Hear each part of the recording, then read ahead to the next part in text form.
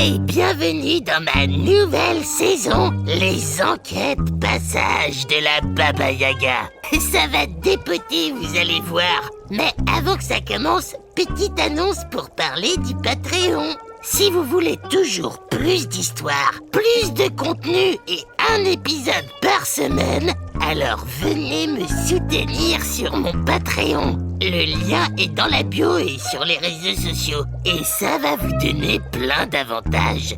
Voilà, c'est tout ce que j'avais à dire. Et maintenant, place à l'épisode et place à l'aventure.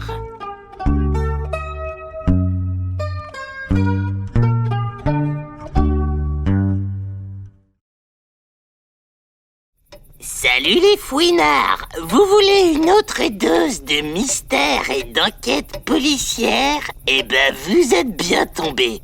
Parce que dans cet épisode, il va se passer pas mal de trucs bizarres. Notamment avec mon ciboulot. Et ça va être très étrange. Mais en même temps, tout à fait passionnant, vous allez voir. Accrochez vos ceintures les fouinards. Parce que ça va être les montagnes russes du mystère, version triple looping en Razmod supérieur. Les enquêtes passages de la Baba Yaga. Une saison pleine de rebondissements pour aller jusqu'au bout du mystère. Épisode 6. Matou en danger. Alors, rappelez-vous les fouinards, le dernier épisode s'était terminé sur un suspense insoutenable. Je m'étais fait assommer par un assaillant inconnu alors que j'étais sur la trace de l'instrument volé de la galette. Vous savez, le Baba Hugo Trucphone là. Et en entrant sur les lieux du crime, je m'étais pris un sacré coup sur la tête qui m'avait laissé inerte. Et en me réveillant sur le sol froid de la loge... mais où est-ce que je suis là? Il est passé où le matou? Il est quelle heure? J'avais un mal de crâne terrible à cause du coup sur la tête. Et surtout, autour de moi... c'était le bazar, tout était sans dessus-dessous. Oula, on dirait ma chambre quand j'ai eu la flemme pendant plusieurs semaines et que je peux même plus rentrer tellement c'est encombré. Et surtout, oh non, il y avait des poils de matou partout. C'est pas possible. Le matou a dû se défendre comme un beau diable et il a été... Le matou a été enlevé. Là, franchement, les fouinards, j'étais sans dessus-dessous, mais dans ma tête, le matou, c'est vrai qu'il me casse très régulièrement les pieds, et c'est vrai aussi qu'il schmoute et que c'est un vrai problème. Mais bon, c'est mon matou à moi, et il avait pas demandé à devenir détective privé. Alors j'ai pris une touffe de poils dans ma main. J'ai regardé au ciel. Enfin, j'ai regardé le plafond parce qu'on était à l'intérieur, en sous-sol même. Mais j'ai quand même dit... Le matou, je te le jure, je t'en fais la promesse, je te retrouverai, même si j'ai dois tout casser sur mon passage. Et les fouinards, je sais pas si c'était le mal de crâne lancinant ou bien le fait que sans le matou, j'avais plus rien sur qui passer mes nerfs. Mais je me suis senti à la fois pousser des ailes et à la fois... la moutarde me montait au nez. J'étais survolté et totalement boosté. Je suis sorti de la loge comme un ouragan. Le concert était fini depuis longtemps, tout le monde était parti et il y avait juste le barman. Une espèce de petit monsieur avec une petite moustache et un petit nœud papillon. Et il passait la serpillière tranquille dans la salle. Hé, toi! Il est où le patron? Il est où Malabar? Bah je sais pas moi, il est rentré chez lui à cette heure-ci. Mais comme je vous disais les fouinards, mal de crâne plus matou disparu, ça m'avait fichu sacrément en rogne. Ah dis donc, marchez pas sur le sol que je viens de laver là. Écoute-moi bien petit gars, je suis pas d'humeur là. J'ai la tête comme un ballon et mon poteau le matou qui s'est fait enlever. Donc tu vas me parler autrement. Et tu vas me parler tellement autrement que tu vas répondre à mes questions. Non d'accord, mais c'est pas une raison pour marcher avec vos souliers dégoûtants sur le sol tout propre. Et puis, la touffe de poils que vous avez dans la main, faut mettre ça à la poubelle, hein. Bon, et là, j'avoue que j'ai complètement dégoupillé, comme on dit, quand il a évoqué le matou. Ah, tu veux la jouer comme ça? Eh ben, regarde! J'ai enjambé le bar et j'ai pris le sirop de grenadine, le sirop de menthe et le sirop d'orgeat et j'ai fait « Il est propre ton sol? Il est pas propre, dites !» Hop là, de la grenadine. Non mais arrêtez, ça va pas. Un petit coup de menthe. Ça va pas du tout. Et qui veut du sirop d'orgeat? C'est super compliqué à nettoyer le sirop. J'ai continué. Arrêtez, vous êtes zinzin. Bon, alors vous répondez à mes questions. Non, mais je vais répondre, arrêtez, lâchez cette bouteille. Ok, j'aime mieux ça. Alors, un individu a dû sortir de la loge juste après que j'y sois entré tout à l'heure. Probablement avec un matou sous le bras. Où est-il passé? Ah, mais c'est juste ça que vous vouliez savoir. Eh ben, suffisait de demander, hein. C'est pas compliqué ici. Oula, ça va sentir le sirop si tu continues sur ce ton, mon petit bonhomme. Je vais répondre. On a vu un drôle de loustic sortir juste après vous, mais on s'est dit que vous vous connaissiez, quoi. Il avait une démarche claudicante. Mais quoi, Claudie, quoi? Arrête de m'embrouiller, sinon c'est sirop à volonté, ok? Mais il boitait, quoi.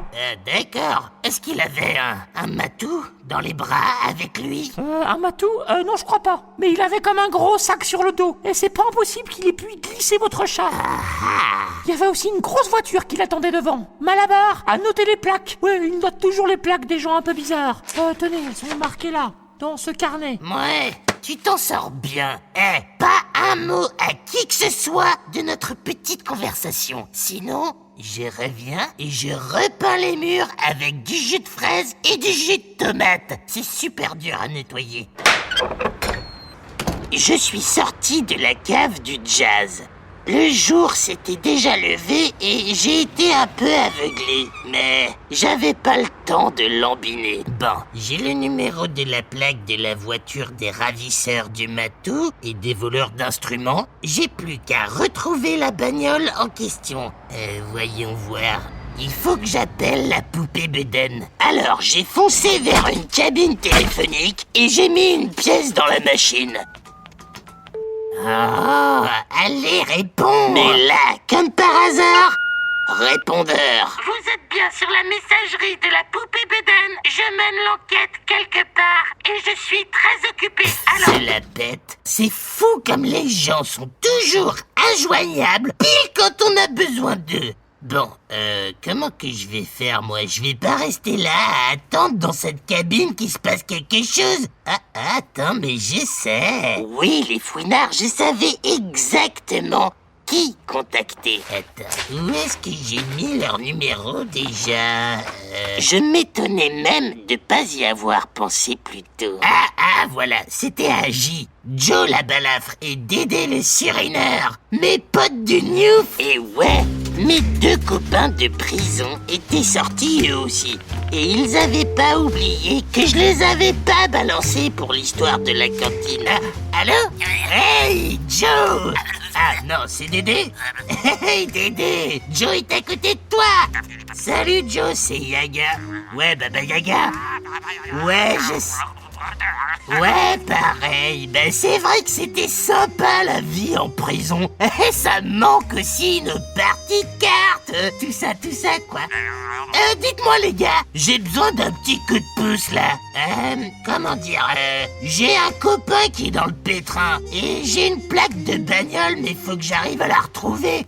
La plaque, c'est 787 FLINT 909 787 Flint 909. Ouais, j'attends, pas de soucis les mecs. Vous avez déjà trouvé? Ils sont efficaces les deux là. De quoi, qu'est-ce que tu dis, Dédé? Non, c'est Joe. Bon je t'écoute, Joe, vas-y. De quoi, vous me faites une faveur et ça veut dire que je vous devrai une faveur pour plus tard et que je pourrai pas dire non? C'est ça que tu me dis? Bah ouais, mais c'est normal, c'est comme ça entre copains, non? Y a pas de souci, je vous le promets. Je vous renvoie à l'ascenseur dès que vous le demandez. Ok, je note l'adresse. Dis-moi. Ouais, 18 avenue des Aulnes. Ok, oula, c'est dans les beaux quartiers, ça. Ok, merci les gars. Ouais, pas de souci pour la faveur. Tu me demandes, t'hésites pas, Dédé. Joe, pardon. Allez, salut, Joe. Salut, Dédé. Ah, quand même, ils sont trop sympas, les deux, là. Toujours prêts à rendre service, la main sur le cœur, quoi. J'avais une adresse pour les plaques de la voiture. J'avais plus qu'à m'y rendre et à libérer le matou. Allez, c'est parti. J'ai roulé à toute berzingue vers l'adresse dans les beaux quartiers. Et je me suis garé un peu plus loin pour pas me faire repérer. Et puis pour faire du repérage aussi. Donc c'est cette grande maison-là, en haut de la colline. Enfin, c'est quasi un château à ce compte-là. Un manoir, quoi. Bon, voyons voir de plus près. Bon, j'avais pas de jumelles avec moi, mais j'ai utilisé mes deux mains pour faire comme si. Et ça suffisait bien parce que de toute façon, on voyait pas grand-chose. Bon, je vois qu'une seule entrée, le grand portail, là.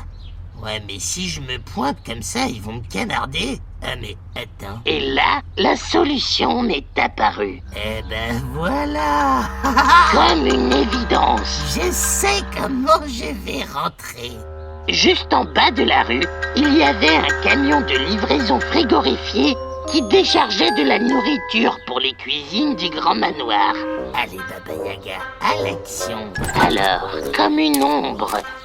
Oui, oh, mais qu'est-ce qu'elle fait là, cette poubelle? Je me suis faufilé à l'arrière du camion frigorifié qui était en train de se faire décharger par les gardes du manoir. Ok, Baba Yaga, il faut que tu te planques dans une de ces caisses. Tiens, celle-là. Oula, c'est du poisson, Berk. Il nous reste combien de caisses à décharger, là? Plus beaucoup, t'inquiète pas. Non, pas le choix. Je plonge dans le poisson.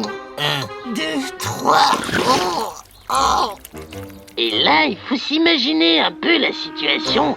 J'étais complètement noyé dans du poisson cru. Et le moins qu'on puisse dire, c'est que ça sentait pas la rose. Alors oui, avec le matou, j'ai été habitué à la mauvaise odeur. Mais là, franchement, ça dépassait tout ce que j'avais connu. Allez, à la 1, à la 2 et à la 3. Les gardes ont soulevé la grosse caisse de poisson dans laquelle je me trouvais et ils m'ont trimballé en direction de la maison. Ça sentait pas bon du tout, mais mon plan fonctionnait. Et puis surtout... Comment ça se fait qu'on mange autant de poissons dans cette maison? Sans le savoir... Ah, tu sais bien que le patron est un homme de la mer. Les gardes m'ont révélé des informations. Il était capitaine d'un bateau, il paraît. Bien utiles. En tout cas, il n'y va pas de main morte avec ses ennemis. Ah oui, le prisonnier qu'il a capturé ce matin peut en témoigner. Il est toujours au sous-sol. Ouais, et j'ai l'impression qu'il est parti pour y rester. Et les gardes se sont éloignés. Après quelques secondes d'attente, j'ai pu ouvrir la caisse et regarder autour de moi. Waouh, oh là là, je vais sentir pendant des années la poiscaille pourrie, moi. J'étais dans la cuisine du manoir. J'ai pris la première tenue de cuisinier que j'ai trouvée et je l'ai enfilée. Hop, voilà, comme ça. Et c'était pile poil, parce qu'un énorme cuisinier avec une énorme moustache a ouvert la porte en trombe. Alors, c'est toi le nouveau commis qu'on m'envoie? Et comme maintenant je suis une pro du déguisement, j'ai bricolé une histoire crédible pour expliquer tout ça. Oui, c'est moi.